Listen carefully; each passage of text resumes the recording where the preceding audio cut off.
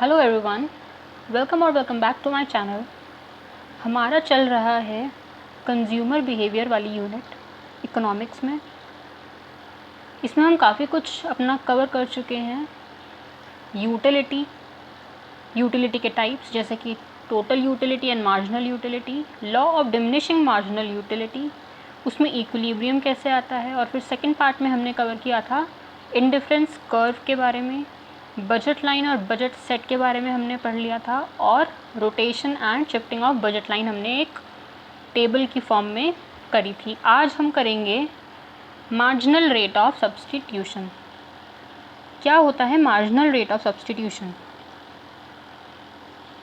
ये एक रेट होता है जिससे कि जो हमको बताता है कि कंज्यूमर जो सब्स्टिट्यूट कर रहा है, कोई कमोडिटी है जिसको कस्टमर सब्स्टिट्यूट कर रहा है किसी और कमोडिटी के लिए। जैसे हमने पिछले वाली अपनी क्लास में पढ़ा था, हमारे रिसोर्सेज लिमिटेड होने के वजह से कंज्यूमर इक्विलिब्रियम में आने के लिए उसको कुछ यूनिट्स कंज्यूम करनी होती हैं, और लिमिटेड बजट होने के कारण उसको अपना कंजम्पशन किसी यूनिट पे कम करना पड़ता है और किसी यूनिट पे बढ़ाना होता है। ये डिपेंड करता है उसकी प्रेफरेंसेस पे कि कौन सी कमोडिटी उसको ज़्यादा प्रेफर्ड है।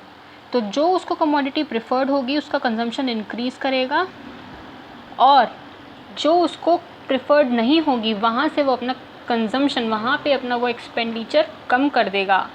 ठीक, तो ये जो रेट है, हमने देखो कल एक एग्जाम्पल में देखा था, कंज्यूमर कंज्यूम कर रहा था एप्पल्स और बनाना।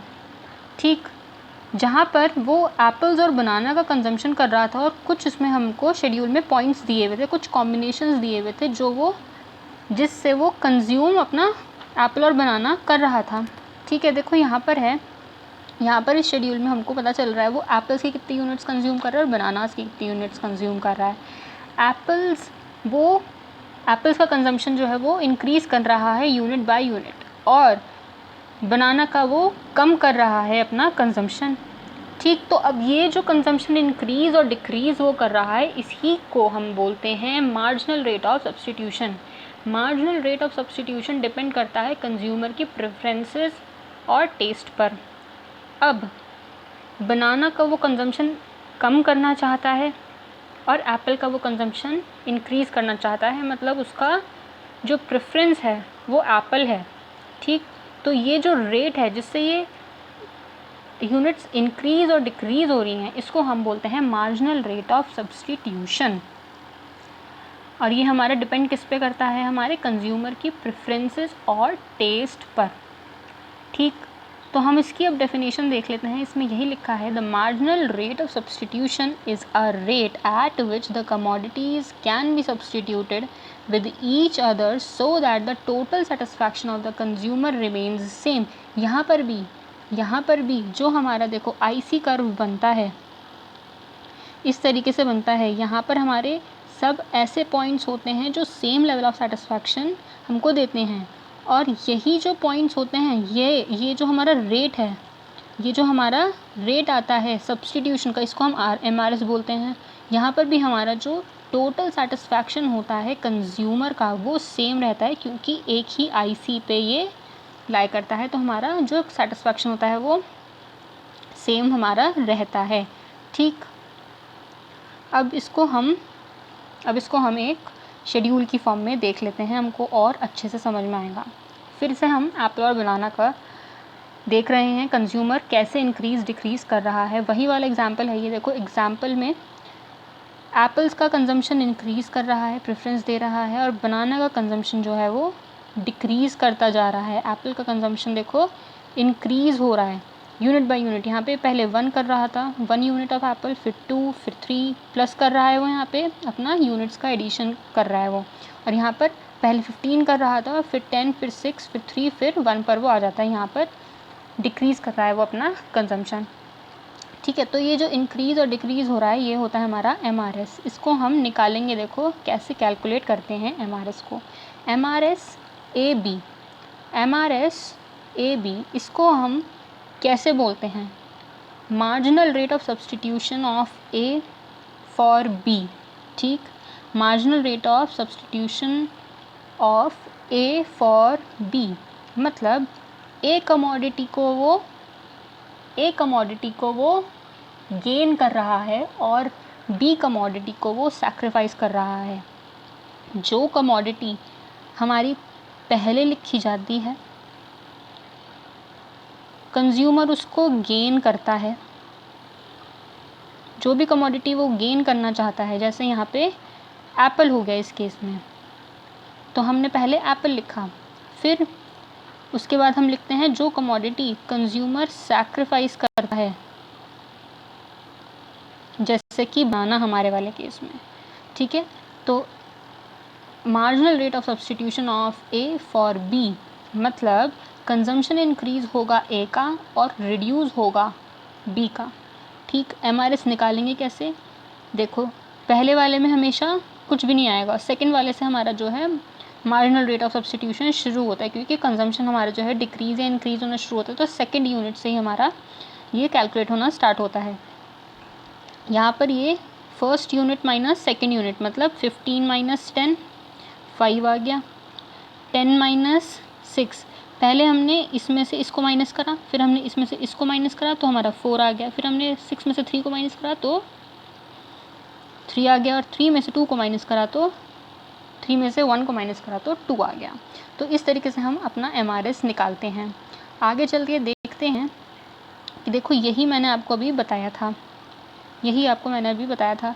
कैसे निकालते हैं अपना एमआरएस। हम निकालते हैं MRS by using this formula. इस फॉर्मूले में हम जो हमको यूनिट्स, जो हमको कमोडिटी सेक्रीफाइस करनी है वो ऊपर लिखते हैं,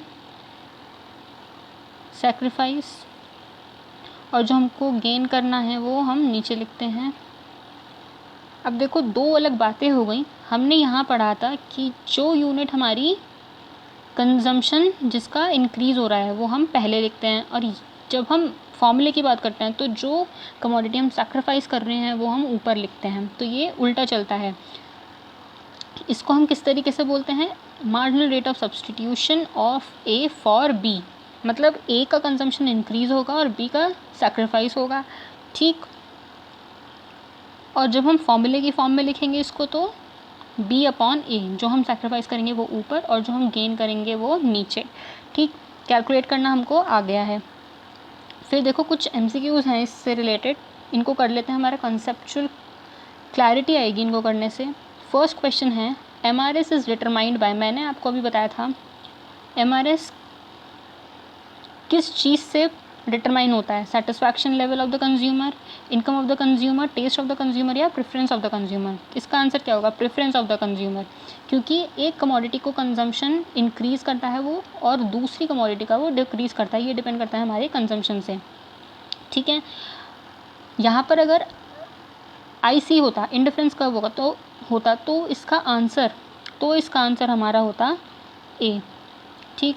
फिर नेक्स्ट क्वेश्चन है marginal rate of substitution of X for Y। अभी मैंने आपको बताया X फॉर Y मतलब क्या होगा, X फॉर Y मतलब X का कंजम्पशन इंक्रीज़ करेगा कंज्यूमर और Y का सैक्रिफाइस करेगा। अब जब हम इसको फॉर्मूले की फॉर्म में लिखते हैं तो हम उल्टा लिखते हैं, मतलब Y ऊपर और X नीचे, तो मतलब आंसर C है इसका, ठीक। तो नेक्स्ट क्वेश्चन देखते हैं हमारा, an indifference curve is related to, हमारा इंडिफरेंस कर्व किससे रिलेटेड होता है, हमारे इंडिफरेंस कर्व हमेशा सेटिस्फैक्शन दिखाता है, तो आंसर क्या होगा सेटिस्फैक्शन। तो मतलब आंसर हमारा चॉइस एंड प्रेफरेंसेस तो होगा नहीं, एमआरएस दिखाता है, कंज्यूमर इनकम नहीं होगा, प्राइजेज ऑफ गुड, तो हमारा इसका आंसर होगा आंसर ऑप्शन C, ठीक। Total utility from good X and good Y, मतलब कितनी यूटिलिटी उसको दो कमोडिटीज़ की कंजम्पशन से मिल रही है, वो कर्व हमारी सेटिस्फैक्शन शो करता है। मैंने आपको बताया था कि जो यूटिलिटी है हमारी वो सेटिस्फैक्शन होती है। नेक्स्ट क्वेश्चन देखते हैं, a shift in the budget line when the prices are constant is due to, हमारी जो बजट लाइन बनती है उसमें हम दो फैक्टर्स देखते हैं, हमारा एक तो प्राइस होता है, एक इनकम होता है, अगर प्राइस हमारा कांस्टेंट है तो मतलब दूसरा चेंज हो रहा है, दैट इज़ इनकम। तो आंसर इसका होगा B. Next question, only the convexity of the indifference curve allows. अब देखो इनडिफरेंस कर्व की एक मैंने आपको सेकेंड प्रॉपर्टी बताई थी कि it is always it is convex to the origin. Convex to the origin का मतलब क्या है? ये हमारी है बजट लाइन, ठीक है, ये हमारी है बजट लाइन। अब इस बजट लाइन पे बहुत सारे हमारे आईसीज हैं, एक यहाँ है, एक यहाँ है, और एक हमारा आईसी है यहाँ, ठीक है। तो हमारा जो इंटरसेक्शन हो रहा है वो 3 पॉइंट पे हो रहा है, एक यहाँ पर हो रहा है, एक यहाँ पर हो रहा है, और एक इस पॉइंट पे हो रहा है जहाँ पे भी आईसी और हमारा बजट लाइन मिल रही है।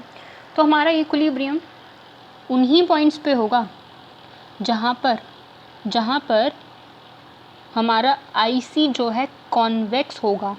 Convexity is of utmost important while determining the equilibrium. तो जहाँ पर भी हमारा इनडिफरेंस कर्व कॉन्वेक्स होगा वहीं हमारा इक्विलिब्रियम होगा। अगर हमारा इनडिफरेंस कर्व कॉन्केव है तो हमारा इक्विलिब्रियम वो नहीं हो सकता। क्या नहीं हो सकता हमारा इक्विलिब्रियम? जहाँ पर भी कन्वेक्सिटी नहीं होगी हमारे इनडिफरेंस कर्व की, हमारा वहाँ पर इक्विलिब्रियम नहीं होगा। तो देखो इस क्वेश्चन का आंसर क्या होगा? इस क्वेश्चन का आंसर होगा हमारा, कौन सा होगा? इस क्वेश्चन का आंसर होगा हमारा डी। स्टेबल इक्विलिब्रियम हमारा वहीं होगा जहाँ पर कन्वेक्सिटी होगी इनडिफरेंस कर्व की। ठीक, आ गया समझ में सबको? कुछ प्रॉब्लम हो इसमें, कोई क्वेरी हो किसी की भी, पूछ सकते हो आप कमेंट्स में, ठीक है। आगे हम देखते हैं, अपने कॉन्सेप्ट्स की तरफ चलते हैं। अब नेक्स्ट हमारा आ रहा है हमारा जो इक्विलिब्रियम होता है आईसी के केस में। जब हमारे को इक्विलिब्रियम बताना होता है कि कंज्यूमर कहाँ पर इक्विलिब्रियम अटेन कर रहा है, तो हमको 3 कंडीशंस देखो उसमें देखनी होती हैं। हमको कौन कौन सी कंडीशंस देखनी होती हैं? हमें ये 3 कंडीशंस देखनी होती है। हमें देखना होता है कि जहाँ पर भी हमारा एमआरएस इक्वल है किसके? जहाँ पर भी हमारा एमआरएस इक्वल है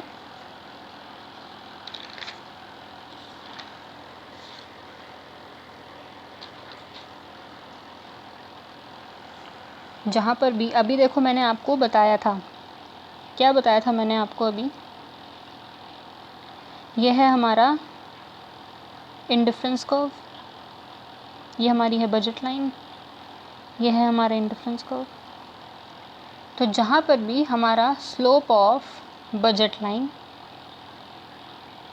ये बजट लाइन, और जो हमारा स्लोप ऑफ एमआरएस मतलब स्लोप ऑफ हमारा आईसी, स्लोप ऑफ आईसी क्या होता है हमारा? स्लोप ऑफ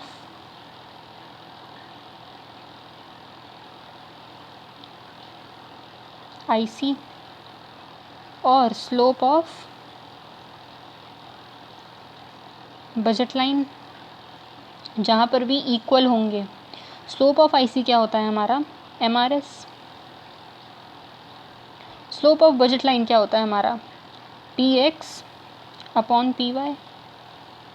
जहाँ पर भी ये दोनों इक्वल होंगे वहाँ पर हमारा इक्विलिब्रियम आएगा, मतलब इस पॉइंट पर। ठीक, तो हमारा फर्स्ट पॉइंट जो था इक्विलिब्रियम को डिटरमाइन करने में वो यही था। एमआरएस मतलब slope of IC curve, PX upon PY मतलब slope of budget line. First condition हमारी ये है। सेकंड कंडीशन हमारी ये है, जहाँ पर भी हमारा एमआरएस डिमिनिशिंग होता हुआ दिखाई देगा, मतलब the point of equilibrium shall be the point where the MRS is diminishing.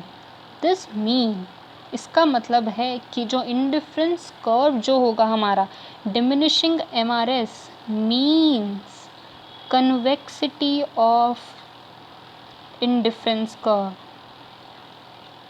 जिस पॉइंट पर भी हमारा इंडिफरेंस कर्व कॉन्वेक्स होगा उसी पॉइंट पर हमारा इक्विलिब्रियम आएगा। देखो ये हमारा जो कर्व है यहाँ पे कॉन्वेक्स है ना, तो यहाँ पर हमारा इक्विलिब्रियम आ सकता है। और फिर थर्ड हमारी कंडीशन ये होती है, हमारा जितना भी हमारा इनकम है हम सारा स्पेंड कर रहे हैं, मतलब the consumer is spending his entire income, he is spending his entire income. तो जहाँ पर ये तीनों हमारी कंडीशंस फुलफिल होंगी वहीं पर हमारा इक्विलिब्रियम आता है। सबसे इम्पॉर्टेंट हमारा ये कॉन्सेप्ट है इस चैप्टर का। तो ये 3 कंडीशंस हमने पढ़ी, कौन कौन सी, जहाँ पर हमारा स्लोप ऑफ MRS मतलब IC curve is equal to the slope of budget line that is PX/PY। Second condition क्या थी, डिमिनिशिंग MRS, इसका मतलब होता है IC should be convex to the origin. Third हमारा income is equal to expenditure, मतलब हमारा जो इनकम है, एंटायर बजट जो है वो, एंटायर इनकम जो है कंज्यूमर अपनी स्पेंड कर रहा है, वहाँ पर हमारा इक्विलिब्रियम अटेन हो जाएगा। ठीक,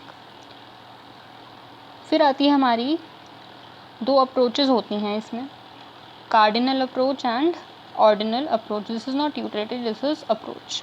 ठीक, कार्डिनल अप्रोच हमारी होती है जब हम यूटिलिटी को मेजर करते हैं, हम 2 तरीके से मेजर करते हैं, या तो उसको हम रैंकिंग देते हैं या फिर हम उसको नंबर्स की टर्म्स में एक्सप्रेस करते हैं। जब हम उसको रैंकिंग देते हैं तो हम उसको ऑर्डिनल अप्रोच बोलते हैं, और जब हम उसको नंबर्स की फॉर्म में एक्सप्रेस करते हैं उसको हम कार्डिनल अप्रोच बोलते हैं। मतलब हम यूटिलिटी को 2 तरीके से एक्सप्रेस करते हैं, या तो हम रैंकिंग देते हैं या फिर हम नंबर की टर्म्स में एक्सप्रेस करते हैं। जब हम रैंकिंग देते हैं तो हम बोलते हैं ऑर्डिनल अप्रोच, जब हम नंबर्स की फॉर्म में एक्सप्रेस करते हैं दैट मीन्स वो हमारी होती है कार्डिनल अप्रोच।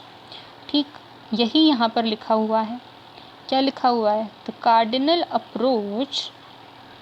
अप्रोच में हम क्या करते हैं, नंबर्स की फॉर्म में एक्सप्रेस करते हैं। The utility can be measured in terms of cardinal numbers such as 1 2 3 4। Ordinal approach में हम रैंकिंग देते हैं अपनी यूटिलिटी को। नेक्स्ट पॉइंट हमारा है कार्डिनल अप्रोच में हम law of diminishing marginal utility को अप्लाई करते हैं, वेयर एज हम ऑर्डिनल अप्रोच में MRS को एप्लीकेबल करते हैं। MRS के केस में अभी हम पढ़ के आए हैं इक्विलिब्रियम कैसे आता है, ये 3 पॉइंट्स से, जहाँ पर हमारा slope of IC is equal to slope of budget line, MRS convex होना चाहिए और जो कंज्यूमर की एंटायर इनकम है वो उसको स्पेंड कर रहा है।